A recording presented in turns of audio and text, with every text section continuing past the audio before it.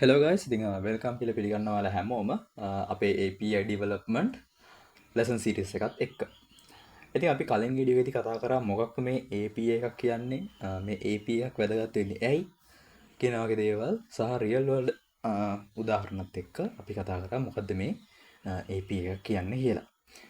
ඉතින් අද මම කතා කරන්නේ මේ API එකක් නිර්මාණය කරන්න පාවිච්චි කරන්න පුළුවන් විවිධ ටෙක්නොලොජීස් ගැන. සහ ඉතින් මේ ලෙසන් සීරීස් එක ඉස්සරහට කන්ටිනියු කරන් යන්න මේකට Pythonම පාවිච්චි කරන්න හේතුවක් මම අද කතා කරනවා. ඉතින් අද මෙච්චර ලොකු වීඩියෝ එකක් වෙන කන්නක් නැහැ. හරි. ඉතින් අපි වීඩියෝ එක පටන් ගමු. right. ඉතින් ඔයාලට API එක නිර්මාණය කරන්න දැනට තියෙන ඕනම programming language එක පාවිච්චි කරන්න පුළුවන් web development වලට support කරනවා. උදාහරණයක් විදිහට දැනට ලෝකේ ජනප්‍රියම programming language එක දැනට පිළිගන්නේ JavaScript කියන programming language එක. programming language එක. ඉතින් මේ JavaScript මෙච්චරම ජනප්‍රිය වෙන හේතුවක් තමයි මේ JS. මම JS කියන්නම්කෝ. මේ language එක ඔයාලට ඕනම දෙයක් දැනට ඕනම දෙයක් නිර්මාණය කරන්න හැකියාවක් දීලා තියෙනවා. මෙන්න මේ framework සහ libraries වල උපකාරය ඇතු. ඒ කියන්නේ ඔයාලට JS පාවිච්චි කරලා ඔයාලට පුළුවන් front end එකක් නිර්මාණය කරන්න. right. front end එකක් කියන්නේ මොකක්ද කියන එක අපි කතා කරා කලින් වීඩියෝ එකේදී. ඉතින් front end එකක් කියන්නේ මොකක්ද කියලා දන්නේ නැත්නම් front end එක back end එක කියන්නේ මොකක්ද කියලා දන්නේ නැත්නම් කලින් වීඩියෝ එක බලන්න. ඉතින් front end එක හෝල් නිර්මාණය කරන්න ඔයාලට පුළුවන් React, Vue.js, එහෙම නැත්නම් Angular වගේ framework එක පාවිච්චි කරන්න. ඉතින් ඔයාලට front end එකක් ඒක පාවිච්චි කරලා ලස්සනට හදාගන්න පුළුවන්. back end එකක් නිර්මාණය කරගන්න ඔයගොල්ලන්ට පුළුවන් Express.js වගේ framework එකක් පාවිච්චි කරන්න තව තියෙනවා. මම මේ එක උදාහරණයක් විතරයි ගත්තේ. Express.js වගේ framework එකක් පාවිච්චි කරන්න පුළුවන්. ඊට පස්සේ ඔයාලට mobile app එකක් හදන්න ඕන. mobile app එකක් හදන්න උනත් මේ JS පාවිච්චි කරන්න පුළුවන් React Native කියන framework එක පාවිච්චි කරලා. හරිද? ඉතින් JS කියන්නේ ඒක හොඳ solid programming language එකක් වගේම ඕන දෙයකට පාවිච්චි කරන්න පුළුවන් programming language එකක්. ඉතින් තවත් ඉතින් උදාහරණ තියෙනවා. අපි Java පැත්තට ආවොත් ඉතින් Java වල තියෙනවා Spring Boot පාවිච්චි කරලා ඔයගොල්ලන්ට සරල වගේම සෑහෙන්න stable back end එකක් නිර්මාණය කරගන්න පුළුවන් API එක. හරි. API තමයි අපි හදන්නේ. right. වගේම ගොඩක් speed back end එකක් හදාගන්න පුළුවන් Java පාවිච්චි කරලා වුණත්. ඊට පස්සේ අපිට එනවා PHP. ගොඩ දෙනෙක් මෙච්චර කැමති නැති programming language එක වුණාට මගේ ආසම් programming language එක. PHP වල ඔයගොල්ලන්ට පුළුවන් Laravel වගේ framework එකක් පාවිච්චි කරන්න. ඔයගොල්ලන්ට Laravel වලින් සෑහෙන දෙයක් කරන්න පුළුවන්. මොකද ඔයගොල්ලන්ට front end එකයි back end එකයි දෙකම හදන්න පුළුවන් Laravel වලින්. මොකද Laravel කියන්නේ full stack framework එකක්. ඔයගොල්ලන්ට front end එක හදන්න පුළුවන්, back end එක හදන්න පුළුවන්. කැමති නම් API විතරක් හදන්න පුළුවන්. ඉතින් ඕන දෙයක් කරන්න පුළුවන්. මෙන්න මේ Laravel පාවිච්චි කරලා. ඉතින් දැන් Laravel කියන මාතෘකාව ඉතින් සෑහෙන popular මේ දවස්වල. මොකද Laravel වලින් සෑහෙන දෙයක් කරන්න පුළුවන්. හරිද? right. ඉතින් ඊට පස්සේ අපි ආවොත් තවත් ගොඩක් උදාහරණ තියෙනවා අපිට ගන්න. උදාහරණයක් විදිහට Ruby කියන programming language එකේ හදපු Ruby on Rails කියන framework එක. ඉතින් අපි Ruby ගැන කතා කරන්නේ නැහැ. මොකද ගොඩක් අය කියන Ruby කියන dead language එකක් කියලා. ඉතින් Python පැත්තට ආවොත් Python වල උදාහරණ ගොඩක් තියෙනවා. ඔයාලට Python පැත්තට ආවොත් Python ecosystem එකේදී ඔයාලට back end එකක් නිර්මාණය කරගන්න frameworks ගණනාවක් තියෙනවා. උදාහරණයක් විදිහට Django, ඊට පස්සේ Flask, ඊට පස්සේ අපි මේ වීඩියෝ ඉස්සරහට continue කරන් යන Fast API framework එක වගේ දේවල් උදාහරණ ගන්නවා. තව Bottle, Pyramid වගේ දේවල් පාවිච්චි වෙනවා. අපි බලමු මේ වීඩියෝ එක ඉස්සරහට continue කරන් යන්න මම Python පාවිච්චි කරන්න හේතුව සහ මේ Fast API වල තියෙන වාසි මොනවද කියලා. okay. ඉතින් මම මේකට Pythonම පාවිච්චි කරන්න හේතුව first of all මගේ එක්තරා විදිහක favorite language එක සහ මම මුලින්ම ඉගෙන ගත්ත programming language එක. ඉතින් Python කියන්නේ ඕන කෙනෙක්ට බොහොම ලේසියෙන් ඉගෙන ගන්න පුළුවන් ඊටාම සරල programming language එකක්. ඉතින් ගොඩ දෙනෙක්ට කියවල තේරුම් ගන්න පුළුවන් syntax තමයි මේකේ තියෙන්නේ. keyword ගත්තාම උනත් මේ ලියන code ඕන කෙනෙක්ට කියවල තේරුම් ගන්න පුළුවන් ආකාරයෙන් තමයි නිර්මාණය කරලා තියෙන්නේ. ඉතින් Python කියන්නේ බොහොම සරල language එකක්.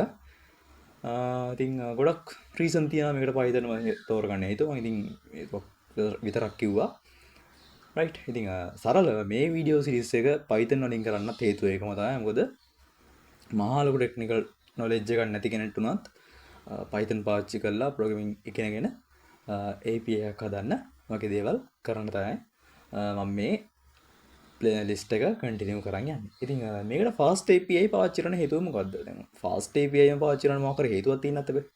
මොකද දැනට Python ගත්තාන් පස්සේ ගොඩනෙක්ගේ ඔළුවට එන්නේ කියන්නේ ඉන්ඩස්ට්‍රි එකේ ගොඩනෙක්ගේ ඔළුවට එන්නේ Django Flask වගේ ෆ්‍රේම්වර්ක් එකක්. ඒනට ඇයි මම මේ fast API එක පාවිච්චි කරන්නේ? fast API නමේම තියෙනවා fast. ඇත්තටම මේක ගොඩක් fast ෆ්‍රේම්වර්ක් එකක්. මොකද මේ ෆ්‍රේම්වර්ක් එක asynchronous programming වලට සපෝට් කරනවා.